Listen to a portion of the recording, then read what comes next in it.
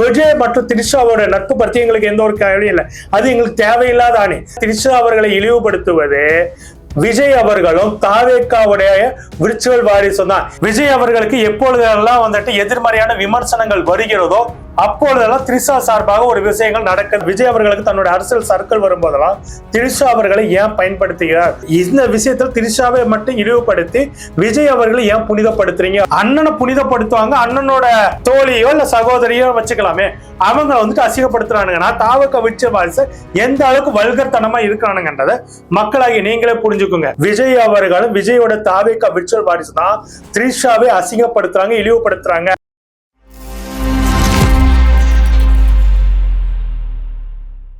அவங்க வந்தது சரிதான். தவறுன்னு பாக்குற கண்ணோக்கம் உங்களுடைய வளர்ப்பு சரியில்லை. ஆகஸ்ட் 15 தன்னுடைய சக நடிகை தோழியை வந்துட்டு முன் வரிசையில வந்துட்டு உட்கார வச்சிருந்தாங்க. அவங்க எந்த உரிமையின் அடிப்படையில முன் வரிசையில உட்கார வைக்கப்பட்டாங்க அப்படின்றதுதான் கேள்வி. சில வாடகைக்கு போகக்கூடிய துணை நடிகைகள் உட்பட எல்லாரும் வந்துட்டு என்ன கேள்வி எழுப்புறாங்கன்னாக்கா, அவங்களும் விஜய் ஃப்ரெண்ட்ஸ் அப்படின்னாக்கா புரோட்டோகால்ல இடம் இருக்குதா? நடிகை திரிஷா தாவேக்காவுடைய அடிப்படை உறுப்பினரா? நடிகை திரிஷா அல்லது விஜய் குடும்பத்தோடு சம்பந்தப்பட்டவங்களா?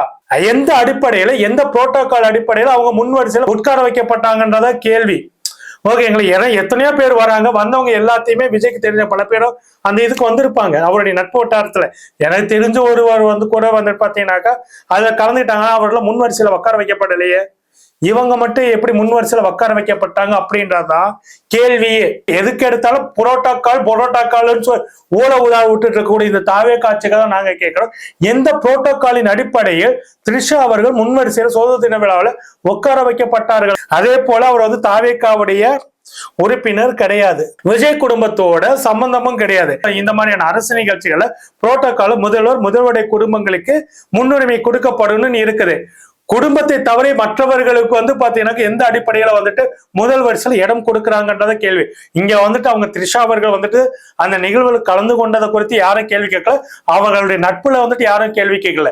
முதல் வரிசையில எப்படி உட்கார வைக்கப்பட்ட புரோட்டோகாலை மீறி, புரோட்டோகால் எந்த விதத்துல இதுக்கு வந்துட்டு இதாச்சு அப்படின்றதான் இங்க கேள்வியை தவிர நீங்க நினைக்கிற, அதனையும் குறிப்பா விஜய் திரிஷாவோட நட்பை கொச்சப்படுத்தி பேசுனது யாருனாக்கா திமுக காரணம், அண்ணா திமுக காரணம் இல்லைங்க, தாவேக்காவுடைய விர்ச்சுவல் வாரியர்ஸ்.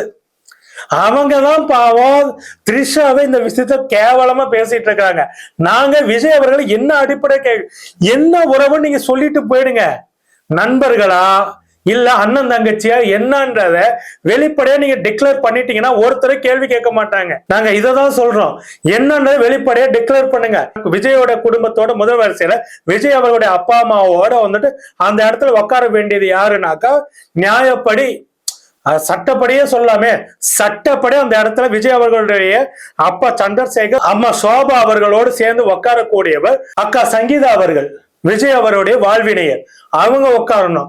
அவருக்கு அடுத்து அவருடைய குழந்தைகள் 2 பேரும் உட்காரணும்.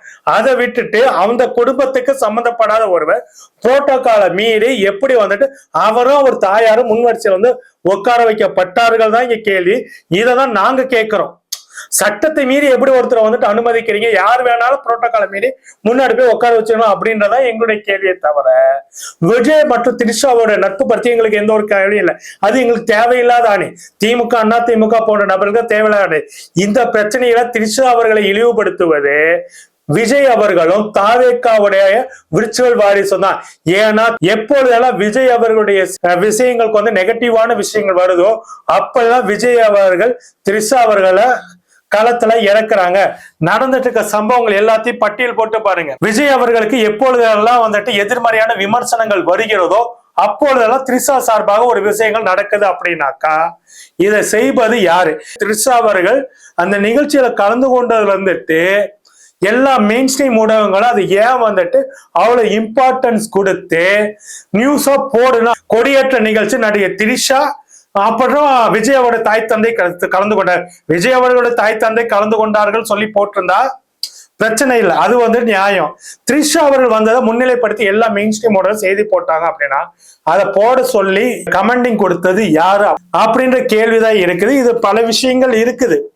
ஆனா நாங்க என்ன சொல்றோம்னா த்ரிஷாவுடனான தன்னுடைய நட்பை கொச்சைப்படுத்துவது முதலமைச்சர் விஜய் அவர்களும் அவருடைய தாவேக்காவில் இருக்கக்கூடிய விர்ச்சுவல் வாரிசு தான் இது பண்றாங்களே தவிர இதுல திமுக காரனுக்கோ திமுக ஆதரவாளர்களுக்கோ இல்ல அண்ணா திமுக சேர்ந்தவர்களுக்கு எந்த ஒரு உடன்பாடும் கிடையாது. எல்லாருமே பிஜேபி காரன் கூட வந்து பாத்தீங்கன்னாக்கா அதுக்கு நைனா நாயந்தன் எல்லாமே பார்த்தா ரொம்ப இழிவா பேசுறாங்க. ஆனா நாங்க வந்து கேட்கறது என்னன்னாக்கா இந்த விஷயத்துல திரிஷாவை மட்டும் இழிவுபடுத்தி விஜய் அவர்களை ஏன் புனிதப்படுத்துறீங்க அப்படின்றதா. நாங்க நண்பர்களா சகோதர உறவோட பழகுறோமா அப்படின்னு டிக்ளேர் பண்ணிட்டீங்கன்னா இவ்வளவு பிரச்சனையே கிடையாது. அதை விட்டுவிட்டு விஜய் அவர்களுக்கு தன்னுடைய அரசியல் சர்க்கிள் வரும்போதெல்லாம் திரிஷா அவர்களை ஏன் பயன்படுத்துகிறார் அப்படின்றத எங்களுடைய கேள்வியாகவே இருக்குது. ஆக மொத்தத்துல விஜய் அவர்களும் விஜயோட தாவேக்கா விர்ச்சுவல் வாரிசு தான் திரிஷாவை அசிங்கப்படுத்துறாங்க, இழிவுபடுத்துறாங்க.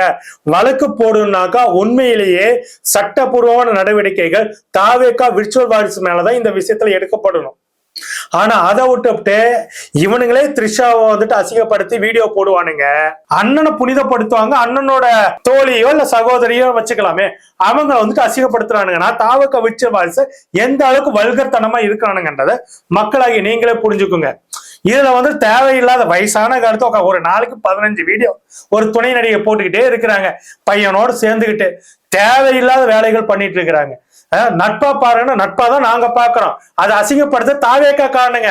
அங்க போய் கேளுங்க, இவங்க பையன் பேசின விஷயத்துக்கெல்லாம் எடுத்து போட்டாக்கா இதாகும். அதுக்கெல்லாம் பார்த்துட்டு தான் இருக்கோம், என்னென்ன இருக்குன்னு பார்த்துட்டு தான் இருக்கோம். சரி, இந்த இது வந்துட்டு பாத்தீங்கன்னாக்க நான் ஒரு ரீலுக்கு 20,000 ரூபான்னு சொல்லிட்டு கூவீட்டுக்கு சேர்த்து வயிற்று பொழப்புக்காக அந்த பையனும் அந்த துணை நடிகை அம்மாவும் அவங்க பையனும் வந்துட்டு வயிற்று பொழப்புக்காக கூவுறாங்கன்னு கம்முன்னு விட்டுட்டு இருக்கிறாங்க.